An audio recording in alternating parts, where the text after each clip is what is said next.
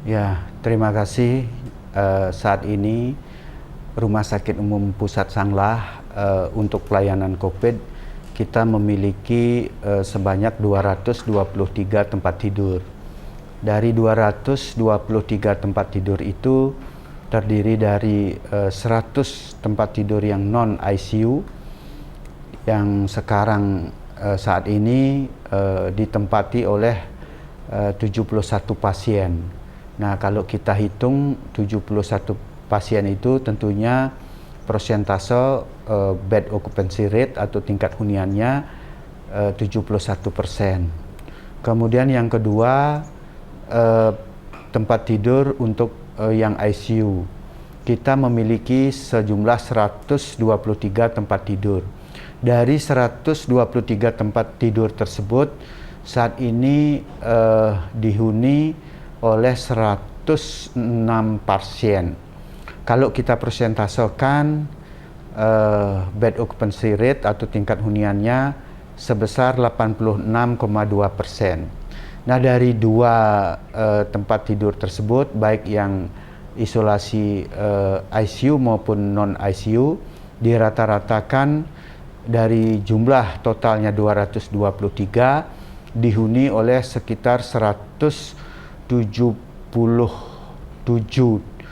pasien, sehingga persentasenya menjadi 79,4%.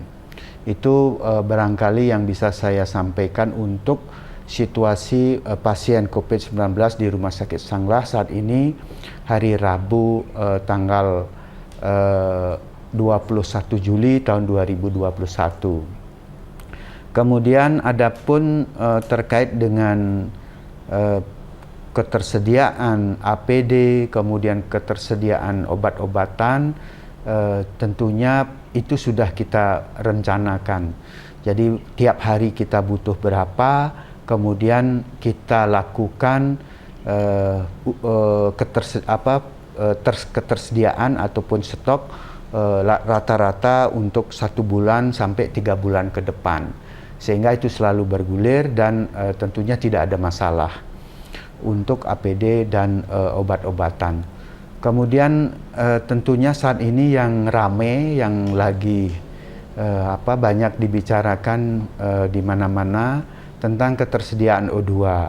Kalau untuk Sanglah tentunya kita memang rutin ya, karena sudah diatur suplainya oleh Satgas COVID-19 Provinsi Bali. Tentunya ini kita teratur mendapatkan. Jadi setiap hari kebutuhan kita rata-rata 8 ton per hari. Tentunya suplainya juga lebih kurang sebesar itu. Sehingga tentunya semuanya berjalan dengan lancar. Tadi memang sempat ada pertanyaan bagaimana tentang ketersediaan.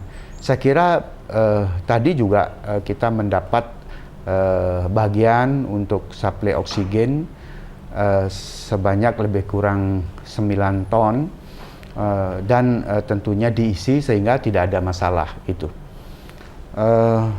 Yang ya memang itu dibagi-bagi karena kita kan di Bali ya, untuk seluruh rumah sakit, dan rata-rata kendaraan tangki yang bawa oksigen cair liquid itu ke Bali itu per hari rata-rata 2 truk.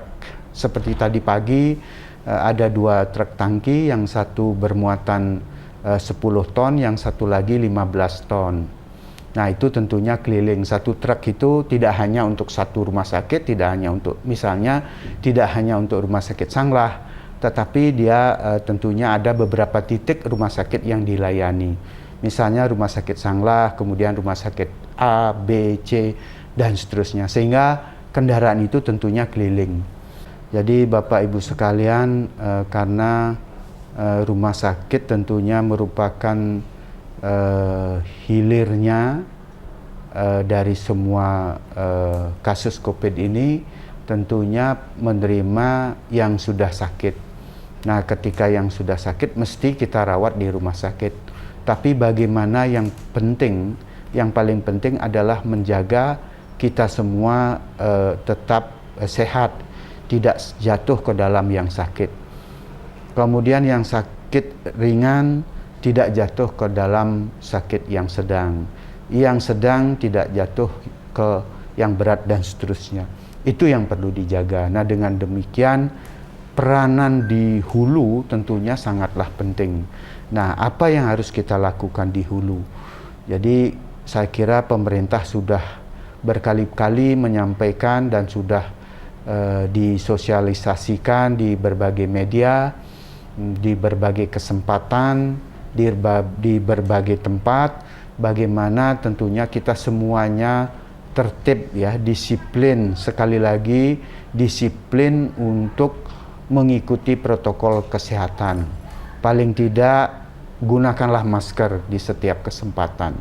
Kemudian tentunya jangan lupa kalau harus keluar, kemudian harus bertemu dengan banyak orang, lihat jaraknya, jaga jarak.